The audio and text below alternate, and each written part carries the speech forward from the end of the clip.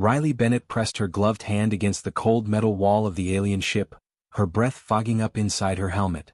At 17 she was the youngest person on the salvage crew of the Wayfinder, and this was supposed to be a routine mission. Find old tech, haul it back, get paid. Simple. But nothing about this ship felt simple. "Stay close, kid," Captain Jake Morrison said through the comm system. His voice crackled with static as the team moved deeper into the vessel. "This thing's been floating dead in space for thousands of years. We don't know what's still working in here." Riley followed behind the captain and 3 other crew members, their flashlight beams cutting through the darkness.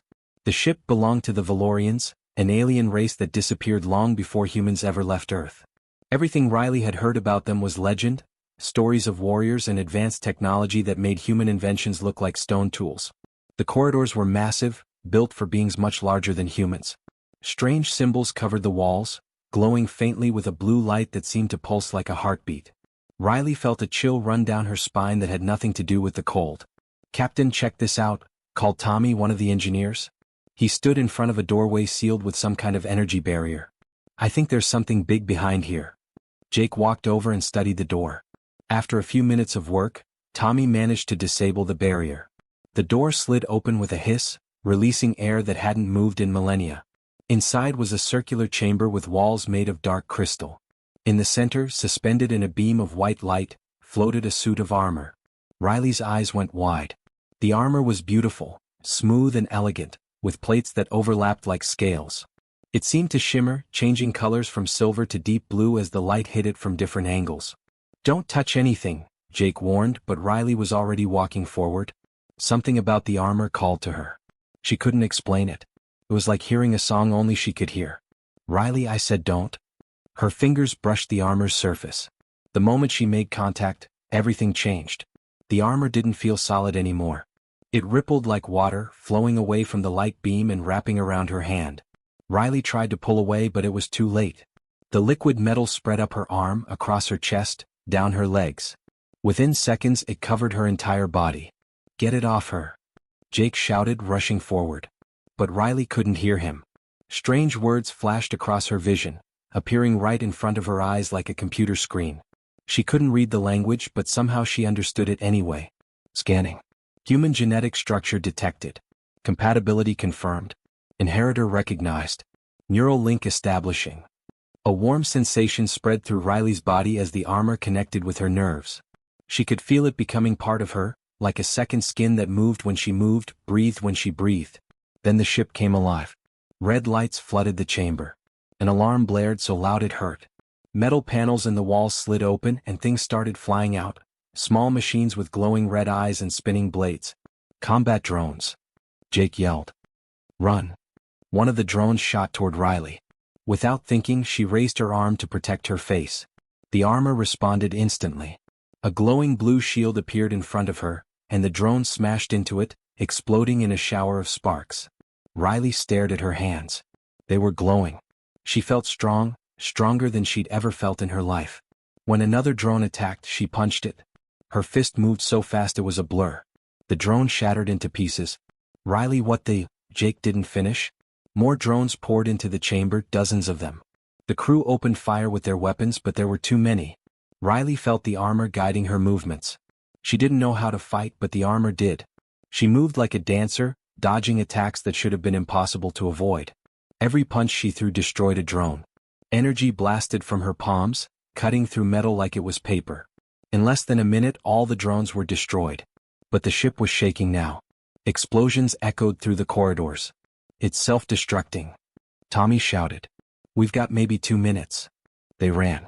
Riley moved faster than the others, the armor making her lighter and quicker. She had to slow down to stay with the group. When falling debris blocked their path, she punched through it. When a sealed door wouldn't open, she ripped it apart with her bare hands. They barely made it back to the Wayfinder before the alien ship exploded behind them, lighting up space like a dying star. Safe in the cargo bay, Riley tried to take off the armor. Her hands grabbed at it, searching for clasps or seams. There were none. The armor wouldn't come off. "It's stuck," she said, panic rising in her voice. "Jake, it won't come off." The captain's face went pale. "Let's get you to the medical bay. Now." But deep down, Riley already knew the truth. The armor wasn't stuck. It was part of her now. and her life would never be the same again. News traveled fast in space. Too fast. 3 days after the incident with the alien ship, Riley sat in the Wayfinder's mess hall, staring at a news screen. Her face was on every channel. Some called her a hero. Others called her a threat. The footage showed her in the armor, punching through drones like they were made of paper. "You're famous," Jake said, sitting down across from her with a cup of coffee. "In the worst possible way." Riley touched her arm. The armor had changed. It no longer looked like a bulky suit. Now it appeared as a thin metallic second skin that hugged her body. She could make it look almost normal, like wearing silver clothing, but she couldn't make it disappear. "The Terran government sent another message," Jake continued. "They want you to report to their research facility. They're calling it a voluntary examination." "And if I say no?" Jake's expression darkened. "Then it stops being voluntary." But the government wasn't Riley's only problem. That same afternoon, the ship's communication officer received dozens of encrypted messages. Bounty hunters. Mercenary groups. Even some alien factions Riley had never heard of. They all wanted the same thing, her. The worst message came from a group calling themselves the Dreadbound. It was a video showing a figure in dark robes, their face hidden. "The armor must be destroyed," the figure said in a voice that sounded like grinding metal. "The girl wearing it will bring catastrophe. Surrender her to us or we will take her by force." "That's comforting," Riley muttered. Jake made the decision to stop at Frontier Station 7 for supplies before heading to deep space where they could hide. It was supposed to be a quick stop. In and out within an hour. They should have known better. Riley was in the station's market, buying food supplies with Tommy when she felt it. A tingling sensation at the back of her neck. The armor was warning her. "We need to leave," she said suddenly. "Now." Tommy looked confused. "We just got here." The explosion cut him off. The market's entrance blew apart in a ball of flame. People screamed and ran. Through the smoke, Riley saw them coming, armed figures in combat gear, at least 30 of them, all carrying weapons that looked military-grade. "There she is," one shouted, pointing at Riley. They opened fire. Riley didn't think. The armor reacted to her fear. A blue energy shield burst into existence around her, and the bullets bounced off harmlessly. She grabbed Tommy and pulled him behind a vendor's stall. "Stay down," she told him. The armor felt different this time. Angry. Ready. 2 glowing blades of pure energy extended from her forearms, each one 3 feet long and crackling with power. Riley had no idea how she'd activated them, but they felt natural, like they'd always been part of her. A mercenary rushed around the corner. Riley's body moved on instinct, faster than thought. The blade sliced through his weapon, cutting it in half. She kicked him backwards and he flew 15 feet before crashing into a wall. More came. Riley fought like someone who'd trained for years, even though she'd never thrown a real punch before getting the armor. She dodged, blocked, and struck with precision that shouldn't have been possible. The energy blades cut through guns, armor, and equipment like they were nothing. One mercenary got smart and tried to shoot the civilians to draw her out. Riley moved faster than she'd ever moved before, crossing 50 feet in the blink of an eye. She grabbed the mercenary's gun and crushed it in her hand like it was made of clay. Within 5 minutes, all 30 attackers were on the ground, either unconscious or nursing broken bones. Riley stood in the center of the destroyed market, breathing hard, the armor glowing bright blue around her. She looked at her hands and felt sick. What was she becoming? Jake found her 10 minutes later and got her back to the ship. They left the station immediately, jumping to hyperspace before anyone else could come after them. In the medical bay, Dr. Lisa Carter ran every scan she could think of. The results made her face go pale. "Riley, I need you to listen carefully," Lisa said. "The armor isn't just technology. It's alive." "What?" Lisa pulled up images on her screen. "It's constantly interfacing with your brain, reading your thoughts, your emotions. I think it's learning from you, adapting to you. But here's the scary part, it's also trying to influence you." Riley felt cold. "Influence me how?" "During the fight, your brain activity went through the roof. Aggression, combat instincts, tactical thinking. None of that was you. The armor was feeding you that information, making you a better fighter." Lisa paused. "But if you lose control, if you let the anger take over too much, I think the armor will take over completely. You'll become a passenger in your own body. So what do I do?" "Stay calm. Stay human. Don't let it make you into a weapon." Lisa looked worried. "Because Riley, after watching that footage from the station, I think you might already be the most dangerous person in the galaxy." Riley touched the armor on her chest. She could feel it now, a presence in the back of her mind. Watching. Waiting. And maybe, just maybe, hungry for more. The dreams started on the fourth night after leaving Frontier Station 7. Riley woke up screaming, her sheets soaked with sweat. But they weren't nightmares. They were memories. Someone else's memories. She saw a world burning.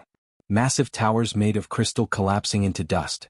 Ships falling from the sky like dying birds.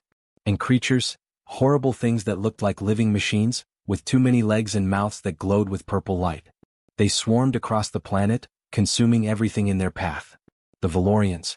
Riley somehow knew these were the aliens who'd built the armor.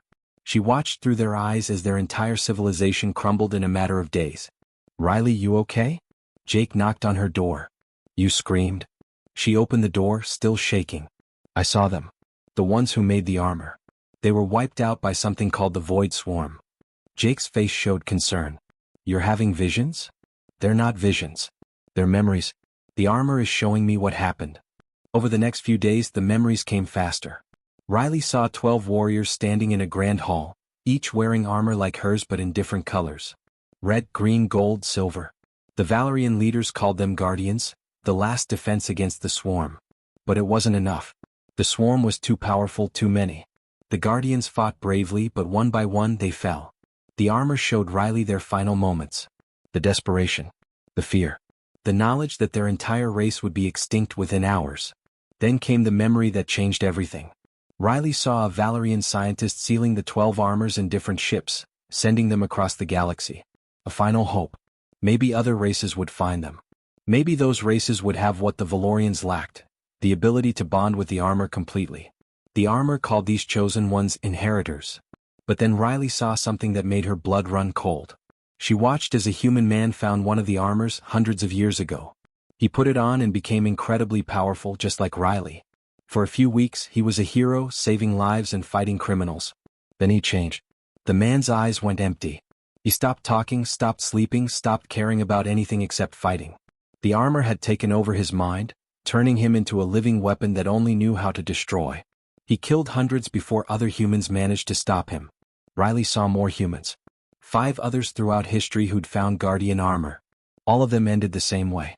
Consumed. Turned into mindless killing machines. The armor was trying to warn her. She had maybe 3 months before the same thing happened to her. Maybe less. Riley sat on her bed, head in her hands. "What am I supposed to do?" she whispered to the empty room. The answer came 2 days later, but not from the armor. The Wayfinder's communication system crackled to life. A face appeared on the screen, not human. The being had pale gray skin and eyes that glowed red. Cables and wires connected to its skull, making it hard to tell where the flesh ended and the machine began. "Riley Bennett," the being said. "I am Ordhax, leader of the Dreadbound. We need to talk." Jake rushed to the bridge. "How did you get this frequency?" "We have been watching the Inheritor since the moment she activated the armor." Orthax's voice was calm, almost sad. "I contacted you because you deserve to know the truth." "What truth?" Riley asked. "The Void Swarm is not extinct. It has been sleeping for 50,000 years, waiting. When you bonded with the Guardian armor, it sent out a signal across the galaxy. A beacon. The swarm felt it. And now it is waking up." Riley felt like the air had been sucked from the room. "What?" "The swarm will arrive in approximately 6 months.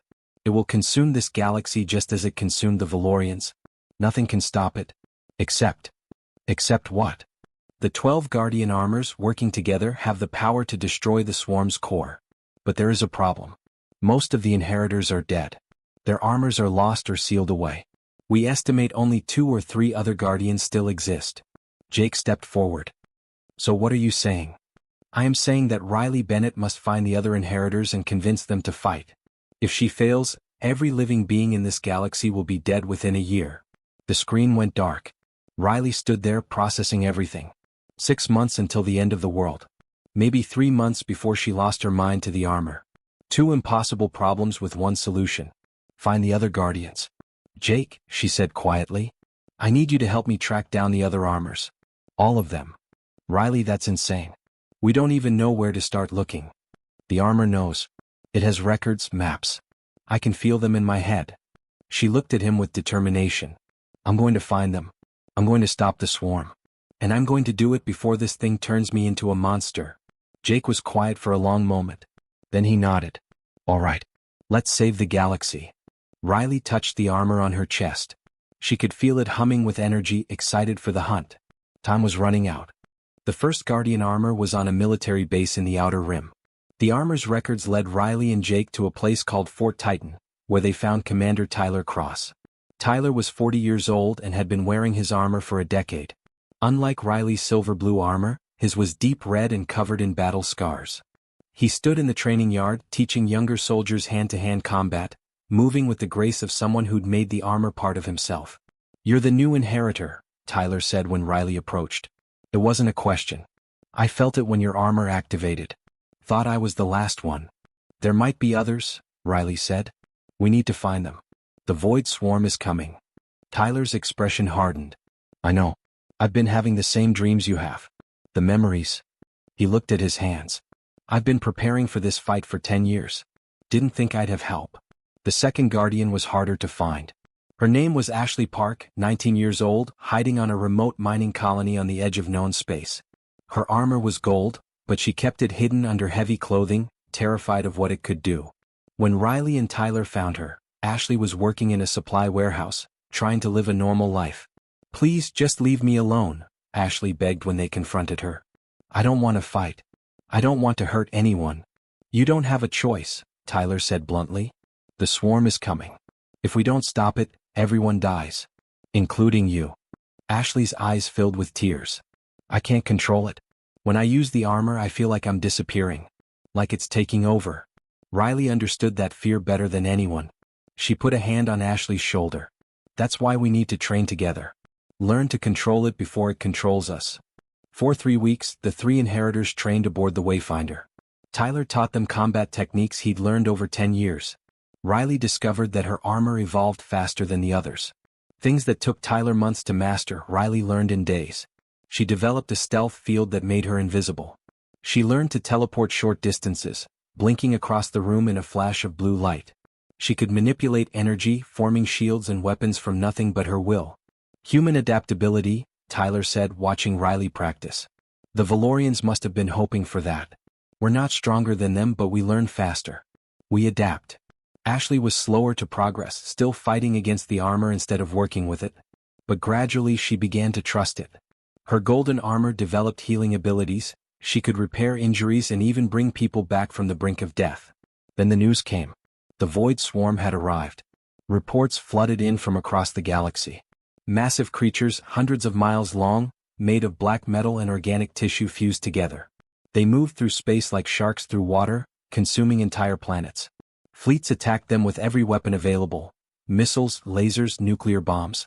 Nothing worked. The swarm adapted to everything, learning and evolving with each attack. A colony of 2 billion people was wiped out in 6 hours. Then another. Then 3 more. The galaxy was dying. Orthax contacted them again, his face grim on the view screen. The swarm is moving faster than we predicted. At this rate, Earth will be consumed in 2 weeks. What about the weapon? Riley asked. You said the armors could stop them. The Dreadbound have built a weapon capable of destroying the swarm's queen core, the central intelligence controlling all of them. But it requires the combined power of all 12 Guardian armors to charge it. Orthax paused. We have only 3. Then we find the others, Tyler said. There are no others. The remaining 9 inheritors are dead. Their armors are lost, destroyed, or sealed in places we cannot reach in time. Riley felt her stomach drop. So we're out of options? Not quite. Orthax's glowing eyes fixed on Riley. Your armor has something the others don't. It carries the memories and combat data of all 12 Guardians in its database. Theoretically, you could use the resonance protocol to channel the power of the 9 missing armors through yourself. Theoretically? Jake asked. The mental strain would be catastrophic. You would be experiencing the consciousness of 9 different beings simultaneously, all of them trying to control one body. Every previous attempt at this protocol has resulted in complete mental breakdown. Orthax looked directly at Riley. In simpler terms, it will destroy your mind. You will become a vegetable. But the weapon will fire and the swarm will die. The room fell silent. Ashley spoke first, her voice shaking. There has to be another way. There isn't, Tyler said quietly. I've been wearing this armor for 10 years. I've studied every record, every piece of Valerian history I could find. The resonance protocol is the only option. Riley looked at her hands, watching the armor shimmer. She was 17 years old. 2 months ago, her biggest worry was passing her engineering exam. Now she was being asked to sacrifice her mind to save trillions of lives. How long do I have to decide? She asked. The swarm reaches Earth in 14 days, Ordhax said. We need to implement the protocol in 13 days to position the weapon correctly. 13 days left to be herself. 13 days before Riley Bennett ceased to exist. She took a deep breath. Then we better make them count. Riley stood on the observation deck of the dreadbound battle station, watching Earth spin slowly below. It looked so peaceful from up here. Blue oceans, white clouds, green continents. Billions of people down there had no idea what was about to happen. Behind Earth, the sky was turning black. The void swarm was coming. Riley could see them now. Massive shapes blotting out the stars, each one the size of a small moon. They moved like a swarm of insects, but these insects could eat planets. The largest one, right in the center, pulsed with purple light. The Queen Corps. Fleet positions confirmed. A voice crackled over the comm. All military forces are in position. Riley knew it wouldn't matter. She'd seen what happened when fleets attacked the swarm. They might as well be throwing rocks. Tyler and Ashley stood beside her, their armors gleaming in the starlight. Tyler's red armor looked calm and ready. Ashley's gold armor trembled slightly. She was scared, and Riley didn't blame her. You don't have to do this, Jake said from behind them. He'd stayed on the station to help coordinate the defense. Maybe there's still another way. Riley turned to him and smiled sadly. You know there isn't. She'd spent the last 13 days saying goodbye. She called her parents on Earth, told them she loved them without explaining why. She spent time with the crew of the Wayfinder, the people who'd become her family in space. She recorded messages for friends, just in case some part of her survived what was about to happen. Now time was up. The weapon is charged and ready, Ordhax announced. His cyborg face showed something that might have been respect. Whenever you're prepared, Inheritor. Riley walked to the center of the platform where the dreadbound weapon waited. It looked like a massive cannon aimed directly at the approaching swarm. Cables ran from it to 3 pedestals where the Inheritors would stand. Remember, Ordhax said, once you activate the resonance protocol, there's no stopping it. The power will flow through you until the weapon fires. Do you understand? I understand. Riley's voice was steady. She took her position on the center pedestal. Tyler and Ashley stood on either side. Their armors began to glow, energy flowing between them. Riley could feel their presence in her mind, Tyler's iron determination, Ashley's nervous courage. I'm ready, Riley said. She closed her eyes and activated the resonance protocol.